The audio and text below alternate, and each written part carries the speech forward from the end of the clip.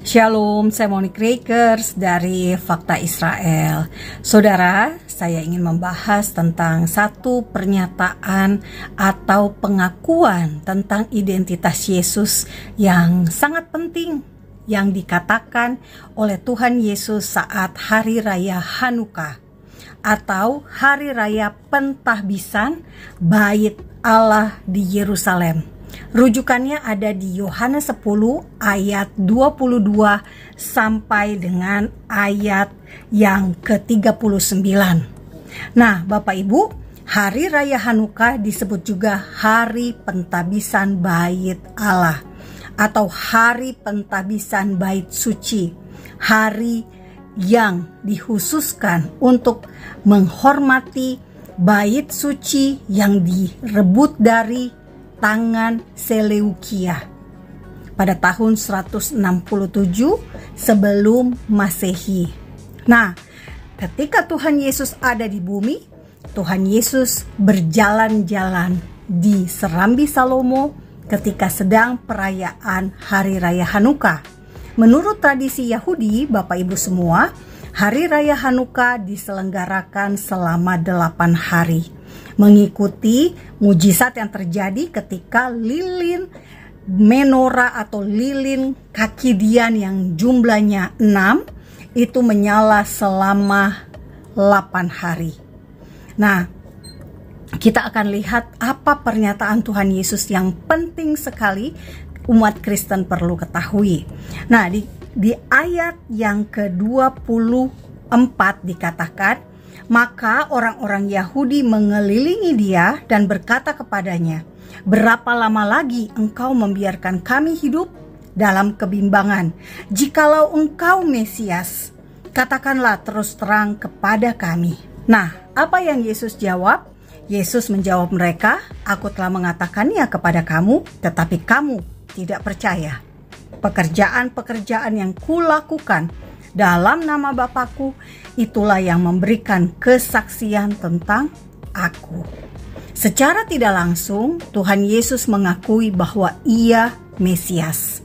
Ia adalah yang diurapi.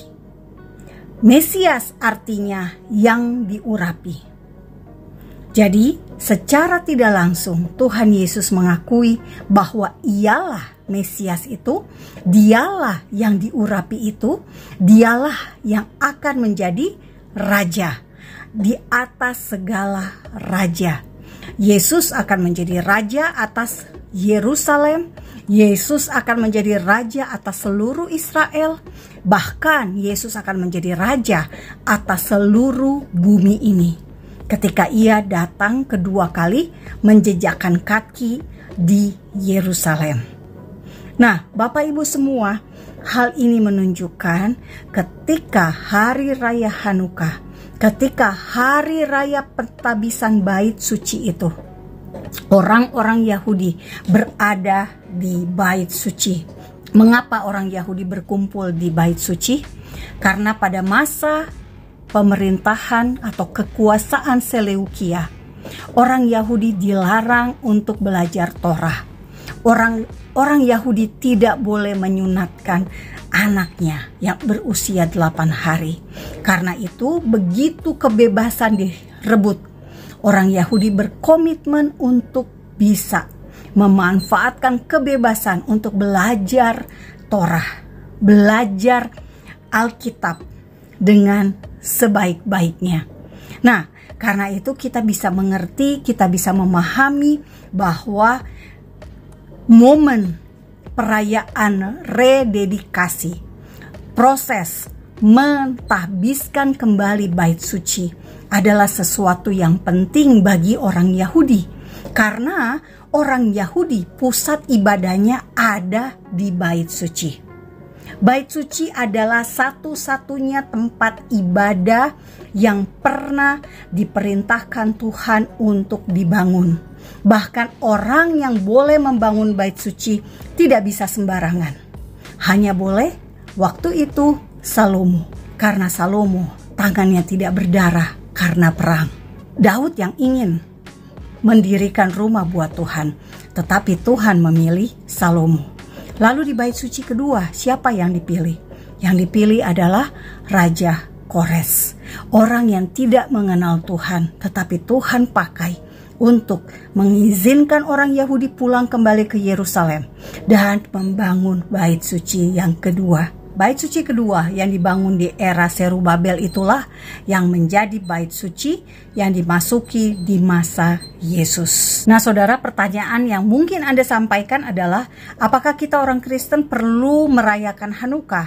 Menurut saya, jika Anda ingin merayakan Hanukkah pun tidak masalah, karena Tuhan Yesus merayakan Hanukkah.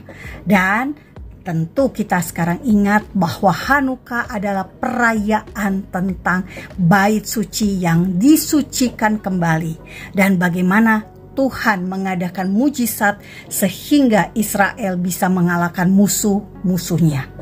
Dan jika Anda merayakan Hanukkah, ingatlah bahwa tubuh kita adalah bait suci, bait Roh Kudus yang bersemayam di dalam diri kita.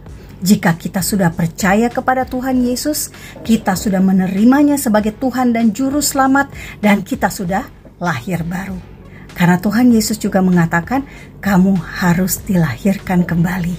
Bukan hanya sekedar percaya, tetapi lahir kembali. Seperti yang ia katakan kepada Nikodemus. Yohanes 3 ayat 7. Banyak orang Kristen hanya ingat Yohanes 3 ayat 16, tetapi lupa Yohanes 3 ayat 7. Saya Monique Rakers, terima kasih, selamat Hanukkah. Salam damai dari Fakta Israel.